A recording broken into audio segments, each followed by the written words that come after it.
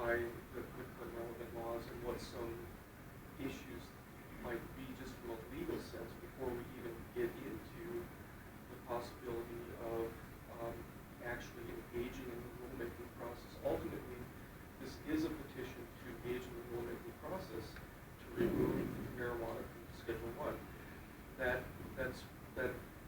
Which Mr. Hanna and Mr. Engelman were allowed to do under Chapter 14. So the very specific question here for the board really isn't does marijuana have accepted medical use or not per se. It's do we engage in the rulemaking process. Now, whether or not marijuana has accepted medical use might come into the analysis about whether or not to engage in the rulemaking process, but there are some other questions also that come into play as well. So, and if the board would like, I really would like to hear both issues to be brought up, or responses to both of those issues to be brought up. Both if the board has the ability to do this, and also if marijuana does have accepted medical use in the United States, or if it does not. Those are two different issues I'd like to be answered. Well, what I was just going to say is, I understand what Dr. Weiber is talking about today, the specific issue under consideration. But as part of the process, I, as a pharmacist, would not be able to divorce myself from the science as part of the whole package when considering whether or not to move it from Schedule 1 to any other schedule or lack thereof. And I would probably say that a lot of my colleagues here would echo my thoughts on that. I mean, we would have to, in order to even consider doing that, we would, as part of the whole consideration, we would have to look at whether or not there is proven, efficacy. And I don't know that any of us would be able to answer that question today without doing further research. I would like to alert the board to the fact that the Iowa Board of Pharmacy made the exact same declaration to this same petition in 2009, and that was actually taken to court. There was a judicial review of the agency's action, and the judge did remand the decision back to the Board of Pharmacy, saying that this is not an issue of science, that the board does have legal duties that they must look at. And like Cody did mention, law does trump science in this situation. Well, he didn't exactly say that, but Dr. Weiber does have legal some comments. considerations have to come into play. Right. There are some legal considerations that the board has to consider, I think, before it gets to the point of considering the scientific considerations. Because if, I'll just put it out there, if, as I believe, and as I've included in the staff analysis, it, notwithstanding, well, actually, first of all, there's some disagreement, I think, between the board and you as to whether or not this is a requirement, whether the board is truly required to do this. That's one legal issue. There are other legal issues because this is a specific petition about the rulemaking process that the board has to consider, that I'll get into in a minute. But I think actually before I get into some of that, there was at least one other gentleman that wanted to speak. And I do think we want anyone from the public who wants to speak. All right, would you like to step up, please, and state your name and your affiliation, company, and spell your last name? Thank you. My name is Max Luchoy. Last name Gouray. I was first name? MAKSIM. And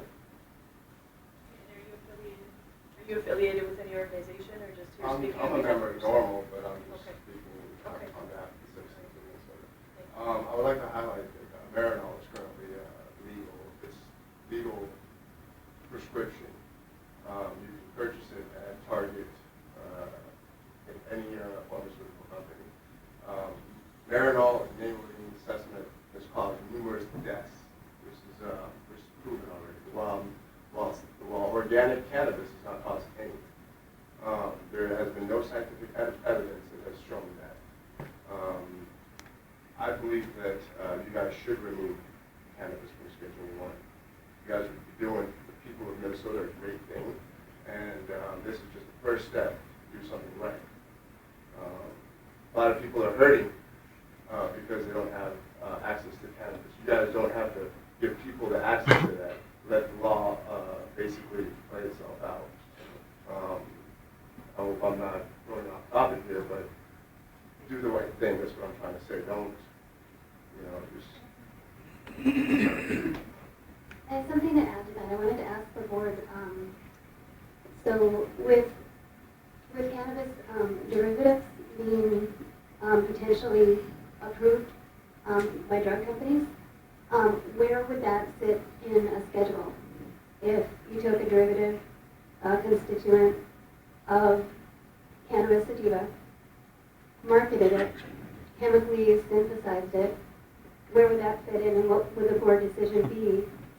I was distracted a little bit. You want to repeat this question? Okay, so cannabis sativa is very researched by the drug companies right now, as we all know as pharmacists. They are taking, a constituent, a derivative, and chemically synthesizing it, like the Marinol. Where would that fit in a schedule? It's currently in Schedule 3. It's Robenol. At one point it was Schedule 2, now it's Schedule 3. The difference, of course, being, and that's actually one of the things that I've noted in Mr. Hanna's memorandum. I've actually written some notes I'll go through actually about some of the comments that are made in this memorandum. So I'll address that issue. Okay, because what I'm saying is that there's further drugs in the pipeline that are coming out, not just the Marinol that's already out. If those drugs do get to the point of eventually getting to the market, as a pharmacist, they will have gone through extensive clinical, trials, double-blinded trials, and will have been compared to whatever the current standard is, et cetera, to show benefit or superior efficacy and safety. Dronabinol, Marinol, underwent the IND process required in the Drug and Cosmetic Act to be approved by the FDA as a drug, as a medicine, basically. And at that point, the DEA and the FDA working together as are required to under the Federal Controlled Substance Act determine what schedule it ought to be in. And initially it was determined in Schedule 2, and ultimately was in Schedule 3. Marijuana, of course, has not been approved by the FDA for anything, but I'll talk a little bit to that issue a little bit as well. Other comments? Yeah, basically, as a citizen, Maybelline doesn't make sense to me. You guys are basically taking a compound that's making it synthetic and mimic the organic compound that's already found on a plant that you can get that has not hurt anybody. I don't need to get into the gateway topic or anything. I just believe that you guys need to remove it today. If you guys could, that would be great for the citizens of Minnesota. Maybelline, like I said before, is in Schedule 3. Why is organic cannabis that has not hurt anybody in Schedule 1 in the same classifications as heroin? It doesn't make sense. And it's a plant, but it doesn't make sense to me. You guys have the power to remove it. Please remove it. There's a lot of people hurting. When I first moved here from Arizona, I was in a big situation. I encountered depression and anxiety because of cannabis, because of not having access to cannabis. So this is the first step, in my opinion. Anybody else like to say anything? Yeah. Okay. Please identify yourselves by your last name and the affiliation you might have with the organization. Thank you. My name is Dan Bocek. My last name is spelled B as in Victor, A-C-E-K. And I'm here as a representative of the citizens of Minnesota. Okay. And we're talking about taking the chemical derivatives from a plant, putting them on lower schedules than the plant itself. And you argue that no pharmaceutical company will take this one, and because there is no profit in it for them, they can't patent it. It's a plant. Where then is tobacco? Where is the coffee bean? Where are these things on the schedule? They're plants. And if you can't remove this plant from Schedule 1, then let's start acting to put tobacco in the appropriate place on the schedule. We're not going to do that. That's just crazy. The plant cannabis sativa doesn't belong on the schedule at all, in my opinion. You'd be doing a partial step to move it down a step or two, Schedule 2 or 3, but I don't think that's your job. I think that's the legislature's job. Your job is just to say it doesn't belong in Schedule 1 and remove it entirely. Now, if you want to interpret that differently, you can look at the laws. Thank you.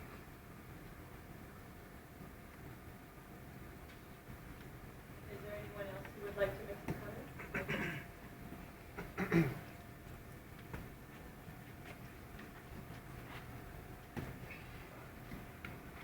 Hi. Thank you for hearing me. My name is Scott Fuller, B-O-H-L-E-R. And are you here representing yourself, or are you affiliated with a certain company? Or? I'm a member of Minnesota NORML, Okay. I'm on the board. And I'm a Minnesota citizen. Is your mic on? Is it your mic on? Can you hear me? Okay, thank Speak you. a little bit If you because could- of the yeah. lack here. Is this better? We have fans on. Okay, thank Hard you. to hear. I'm a little hard of hearing too, sorry. Okay, forgive me while I get over my nervousness. We're all friendly here, don't worry. I'd like to tell you a story. That's what I came up here to do. I know someone who, in this case, has Crohn's disease. A wonderful person, works hard, is very giving, has a family, in Normal, Minnesota, has Crohn's disease. Terrible suffering. This person, when they get up in the morning, first thing that they'll do, go to the bathroom like we all do, and brush their teeth, right? Immediate throw up. Day begins with throwing up. Unless one, maybe 2 puffs of non-toxic cannabis, and my friend can now brush their teeth, begin their day, eat breakfast, keep the food down, calm the stomach so that the diarrhea doesn't flow. Excuse me. Blatant description there, but this person suffers terribly. A couple of puffs in the morning, and they can begin their day as a normal human being. Simply by putting something into their endogenous endocannabinoid system that's designed to respond to this plant, and it balances my friend's body up so that she can live. And she lives in danger. She lives in fear of what might happen if someone sees her.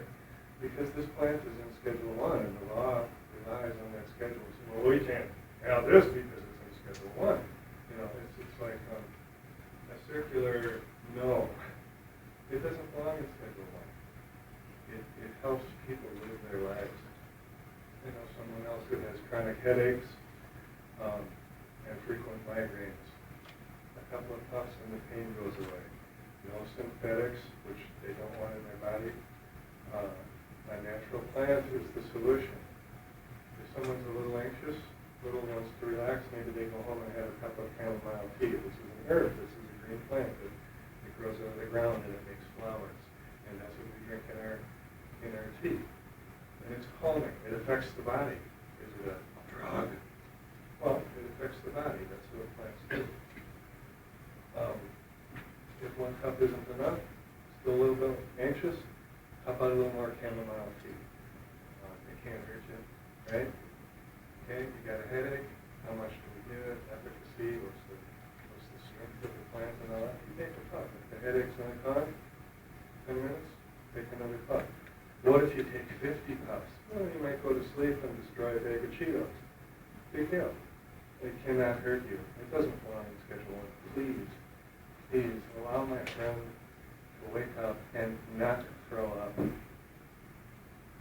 without fear of the law, which relies on your judgment here today. Like Mark said, please do the right thing. Excuse me, Scott, can I add something to that? He talks about the comparison to chamomile tea, and that reminded me of something.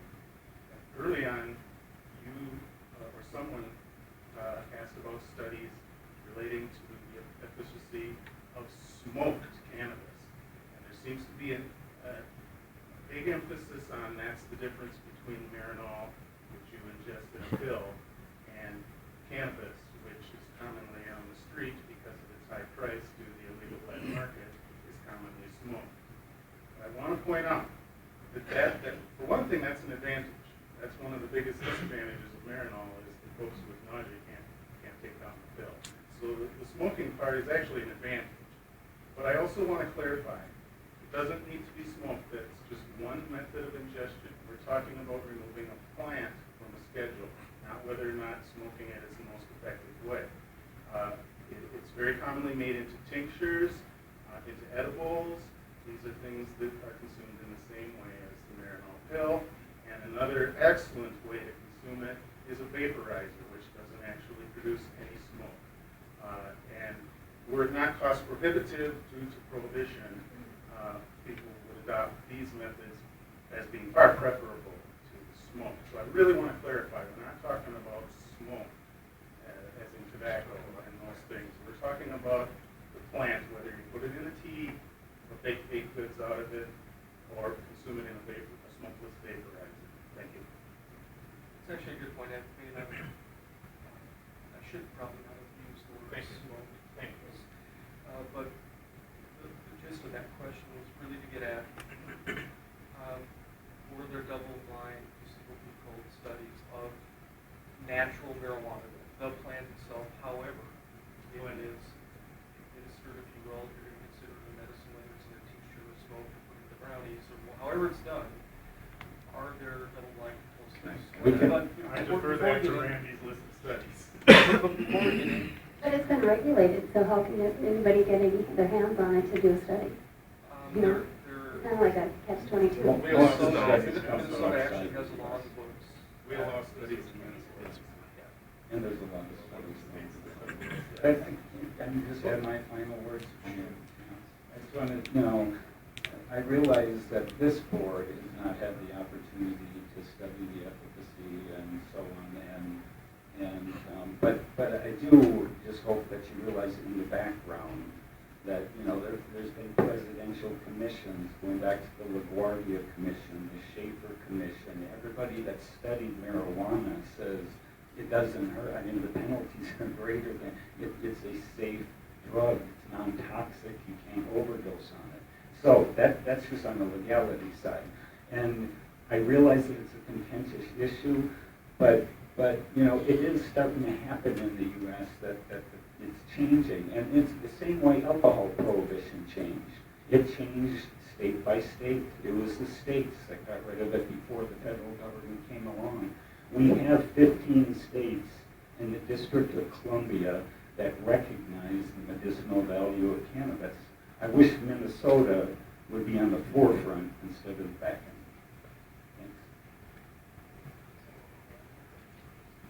There was somebody else, I'm sorry, who raised your hand. Did you want to come up and make some comments? Yes, I would like Step to. up to the mic. Thank you. Good afternoon. My name is Nathan. Family name is Stevens. And good afternoon. Please spell it if you could, just because sometimes Sure. there are variations. Steveens. Okay, thank you. And good afternoon, ladies and gentlemen of the board. I just want to make several comments in regards to the whole discussion at hand. We're talking about law. We've also brought up science. I just wanted to appeal to each and every one of you as human beings, as living flesh and blood men and women, also recognizing that you are a board serving a public utility, that ultimately I do believe you serve the people of the state of Minnesota. Is that correct? And I do believe that you've taken an oath in order to serve the people of Minnesota. Is that correct? There's no sworn oath. However, the board members can all attest to this from, the minute they're appointed by the governor, and they Is the oath of the pharmacist? and they meet me for the first time. The introduction to the board, the orientation to the board, I always start out with, we are here to protect the public. That's what our mission statement is. We're not here to protect the profession. We're here to protect the public. So there's no sworn oath, but we certainly know what we're here to do, and we need to protect the public, of course. Thank you for that clarification. And also, as Melissa did point out, I'm also addressing each and every one of you as pharmacists, and I do believe that you did swear an oath, as you just stated, to protect and serve as healers. We have a public member here as well. So Okay. Hi, no drug training. Okay, thank you, thank you. So I want, my reason in clarifying that just introduction greeting to you is I'm speaking to you first and foremost as individual living men and women, not as a board, this amorphous unit, but just to appeal to each and every one of your hearts and souls. To respond to what I would like to say is that I've mentioned many times, I've been here for most of the meeting today, and I've heard many times spoken of the board's care for the public. And I acknowledge that. I thank you for continuing to, in each case that you have heard today, in each matter that you've spoken, to make it very clear that that is your prime motivation. In regards to this petition, there's been many questions I've heard from several members of the board here in regards to studies on cannabis. I would like to just add on the public record here that from my personal research of over 15 years into this matter, I have not found another single drug on the planet that actually has been studied more thoroughly across continents, across states, across multidisciplinary associations. And I would encourage each and every one of you as living people with intelligence and care for the public to research on your own time. Even a couple hours of research into this matter would show you that this plant that we're speaking of, this drug plant that we're speaking of, is factually the most studied plant on the planet, the most studied drug on the planet. And so that would I would issue that as a challenge to avail yourselves of that information. I would refer, one source that's a great source that I found phenomenal information is PubMed.gov. I'm sure that you're familiar with that database.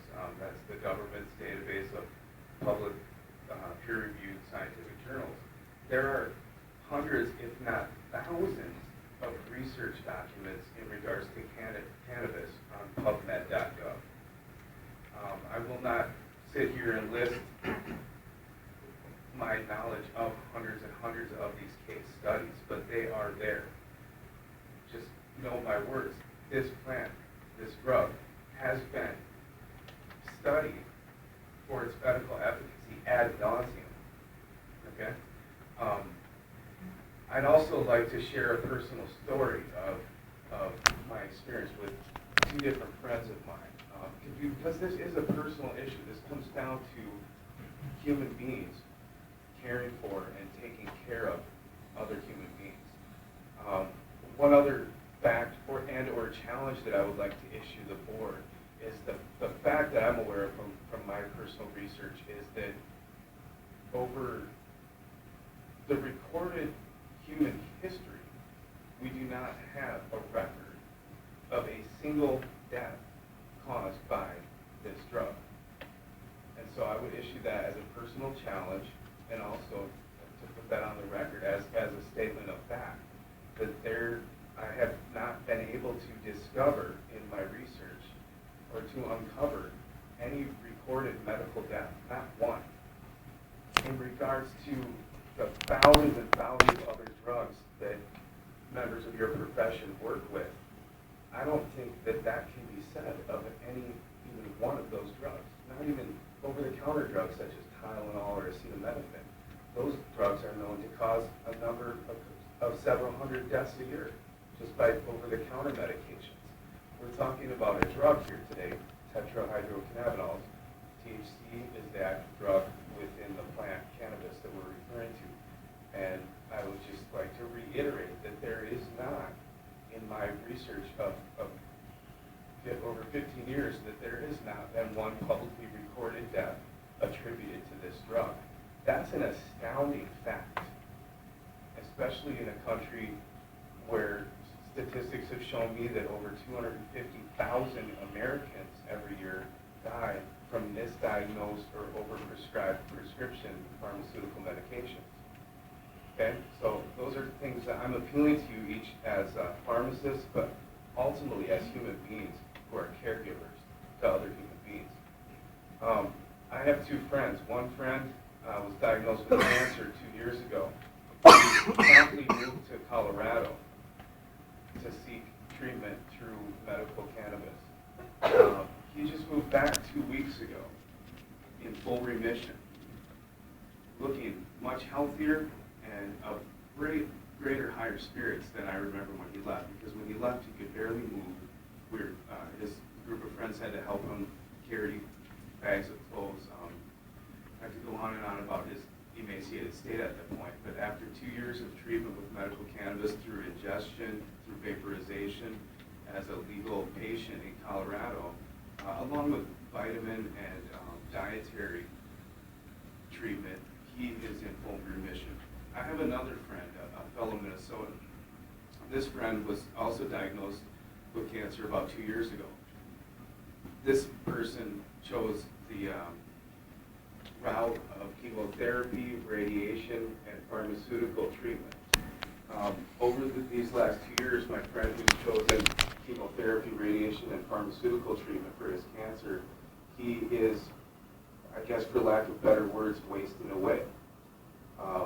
He's not doing very well, and he continues to be on the maximum doses prescribed of heavy-duty painkillers such as morphine, oxycodone.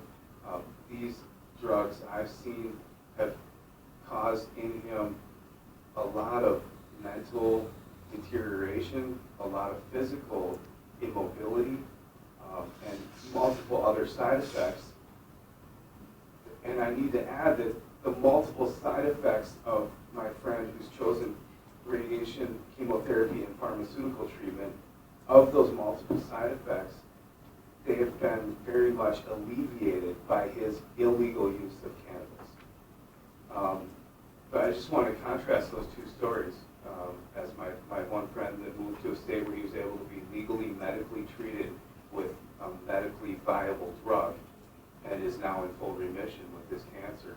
Now there are, and as opposed to the other friend who chose the traditional route of chemotherapy, radiation treatment, and pharmaceutical treatment, who we're praying for every day. But in all reality, we don't think he probably has long to go.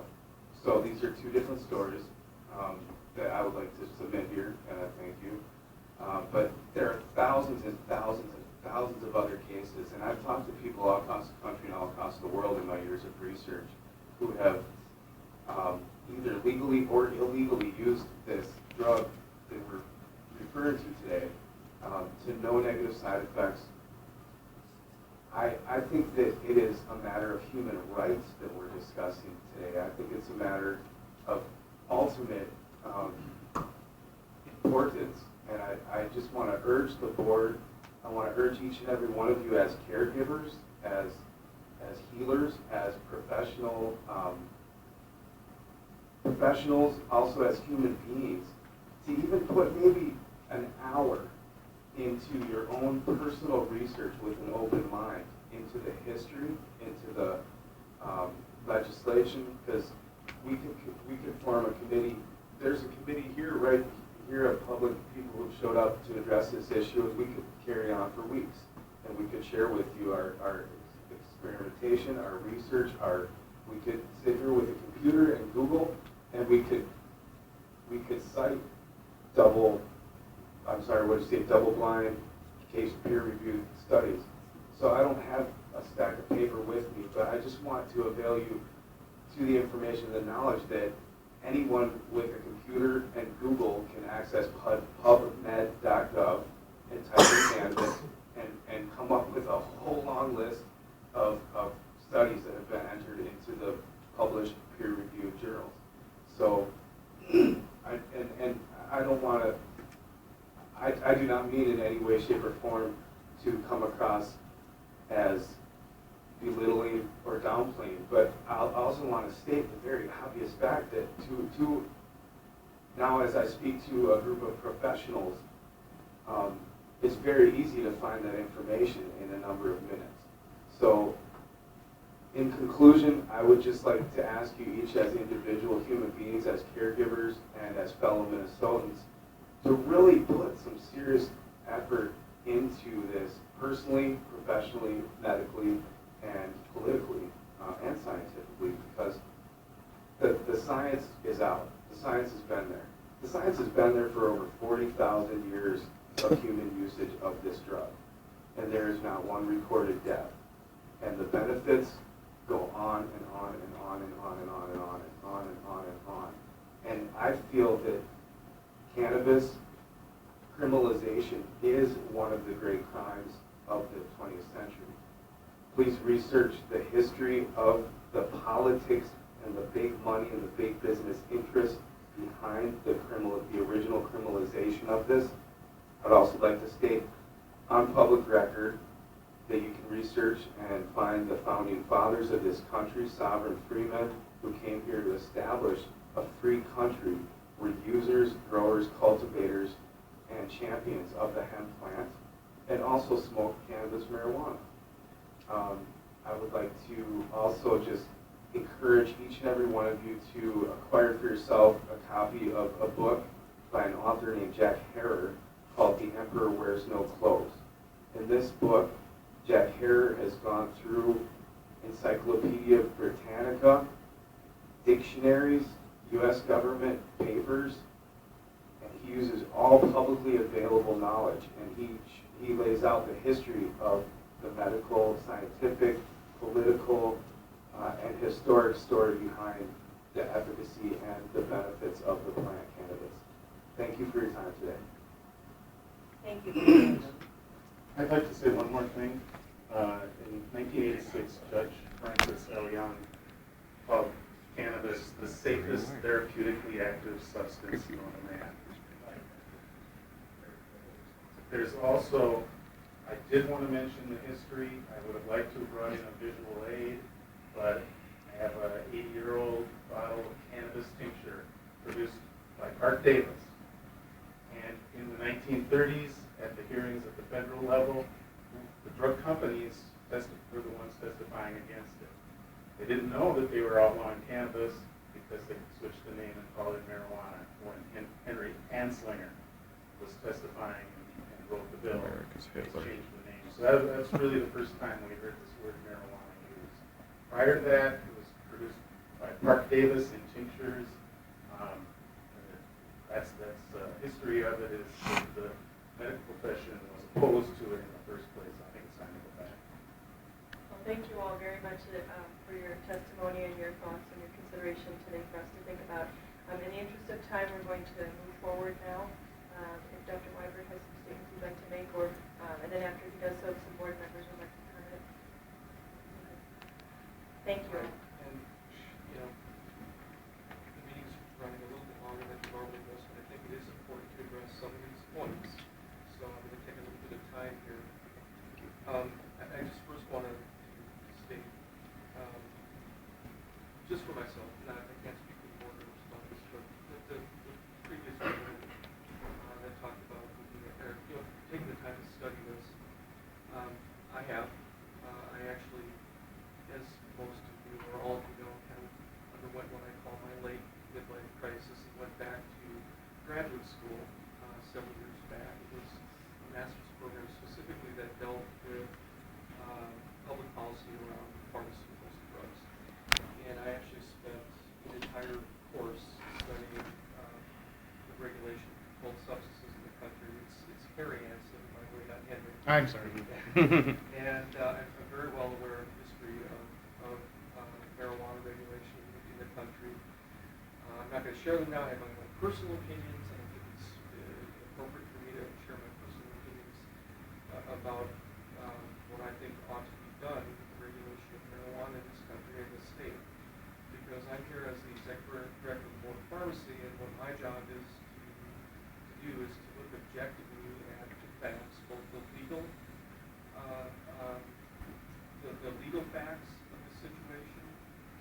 At this point, as I mentioned first, I think that's the first thing that the board needs to look at because of the specific nature of this petition.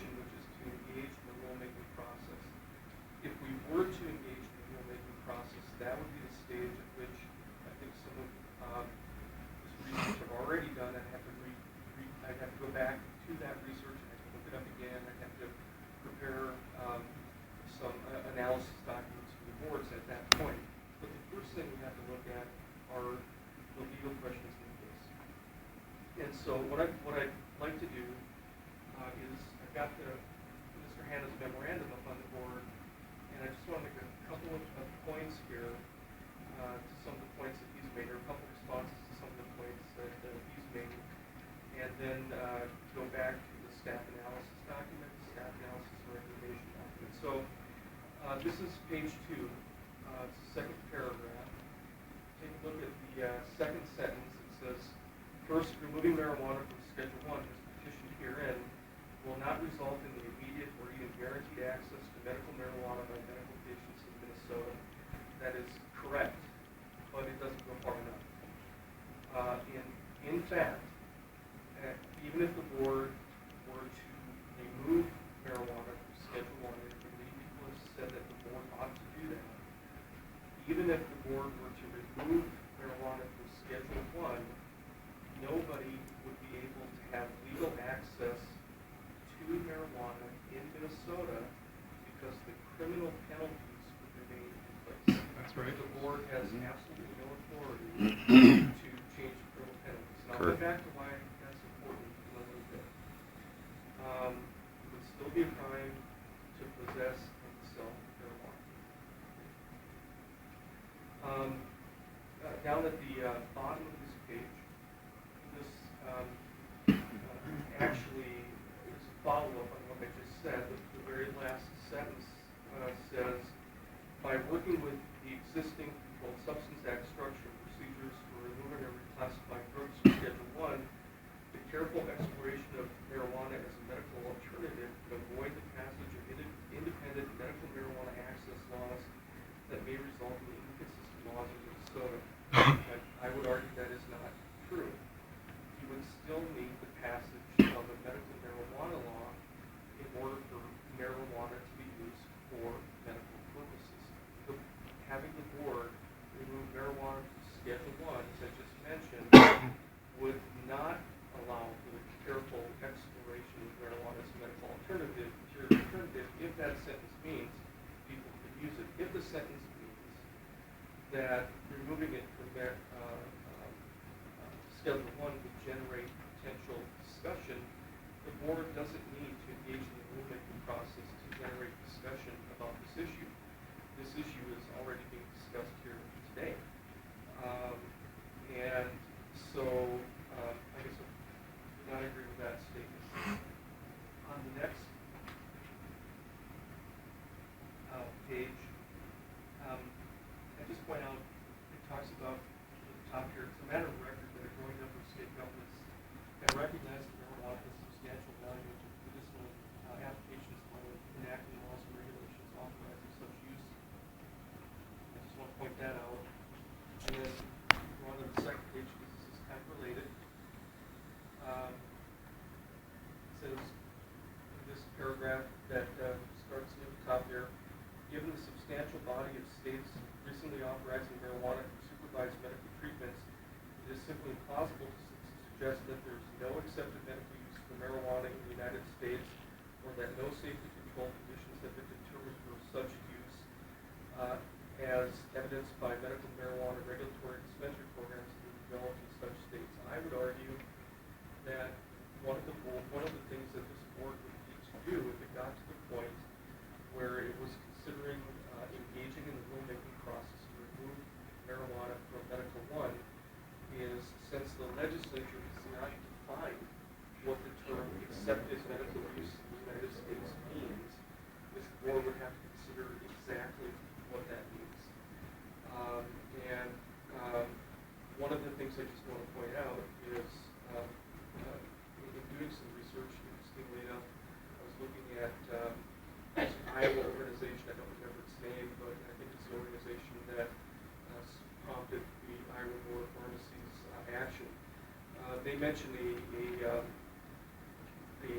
federal lawsuit that I'm sure some of you who will follow this are going to be aware of. It's Princeton versus DEA.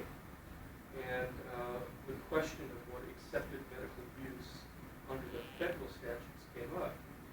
And it is true that in that case, under federal law that applies to the administrator of the DEA,